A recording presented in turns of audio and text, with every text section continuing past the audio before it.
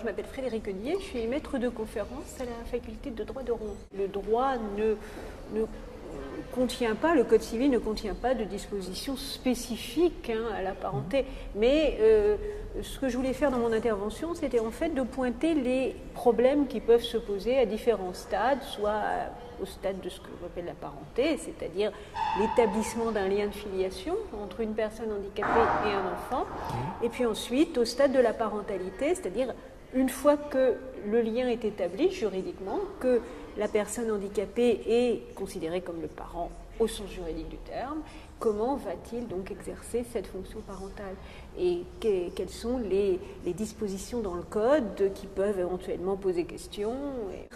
Certains dispositifs auxquels on peut faire référence ne sont pas peut-être totalement adaptés à la situation. Alors je pense évidemment aux dispositifs d'assistance éducative et éventuellement de placement de l'enfant alors je ne jette pas bien sûr la pierre aux professionnels qui font avec ce qu'ils ont, mais qui n'est pas forcément le dispositif susceptible de répondre le mieux effectivement aux besoins dans ce type de situation.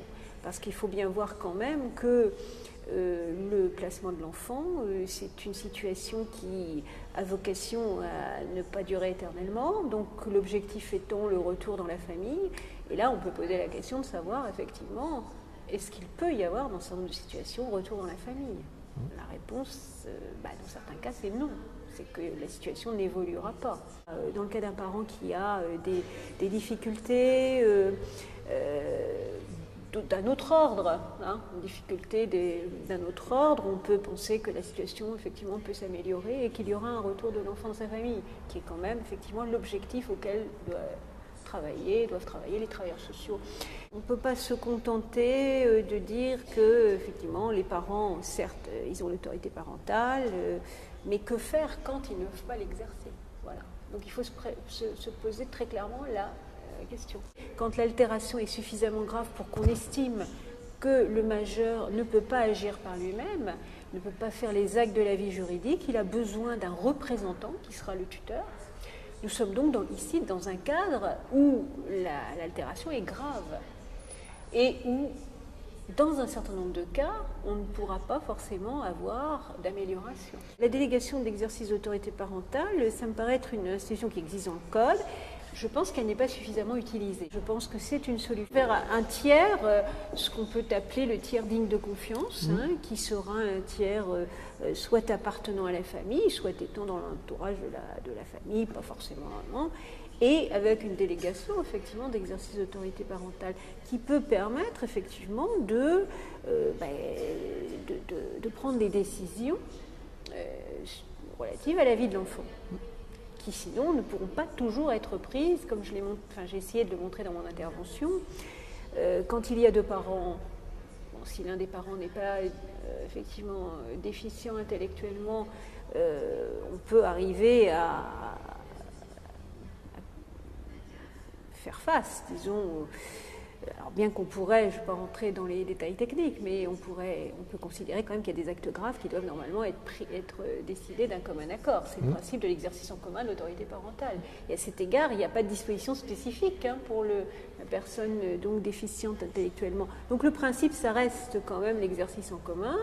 S'il y a deux parents, donc effectivement, on peut penser que la situation peut se gérer à peu près. S'il n'y a qu'un parent, et que ce parent, effectivement, a une déficience intellectuelle importante, et bien là, effectivement, il y aura un problème majeur. Et donc, il faut sans doute essayer de recourir à des systèmes, la délégation de l'exercice d'autorité parentale peut être intéressant dans un nombre de cas. Parce que le placement, bien sûr, l'enfant peut être en danger, ça il ne faut pas le nier dans certaines situations, dans son milieu familial, mais le placement ne paraît pas être effectivement tout à fait adapté à ce type de situation. Alors on peut envisager d'aller plus loin, c'est-à-dire évidemment d'envisager le recours à l'adoption. C'est évidemment aussi... alors j'ai évoqué tout à l'heure l'adoption simple parce que ça me paraît effectivement être une solution, puisque l'adoption simple a la particularité de maintenir les liens avec la famille d'origine. Voilà. Donc c'est bête. Mais à ce moment-là, l'intérêt étant aussi que l'autorité parentale sera désormais exercée par l'adoptant. Ce que je parlais du tiers digne de confiance. Alors c'est vrai que quand il n'y a pas de délégation d'exercice de l'autorité parentale et qu'on confie l'enfant à un tiers, il ne peut pas effectivement prendre des décisions importantes relatives à l'enfant. Il ne pourra faire que des actes usuels. Donc effectivement, il y a des limites. Hein. Donc la délégation permet également de pouvoir vraiment faire face à un certain nombre de situations. Moi, ce que je souhaite aussi, mais je l'ai dit en conclusion, et c'est alors beaucoup plus large que simple question du parent handicapé, c'est que la question du tiers qui prend soin de l'enfant, soit abordée par le législateur, hein, et qu'il y ait véritablement un statut du tiers qui puisse être mis en place, parce qu'on constate aujourd'hui qu'effectivement, pour un certain nombre de raisons, et parce qu'un certain nombre de problèmes se posent, question du parent handicapé, mais pas seulement, il y a un certain nombre de personnes qui peuvent être amenées à intervenir dans la vie de l'enfant. Et que le droit, je pense, n'en tient pas assez compte actuellement.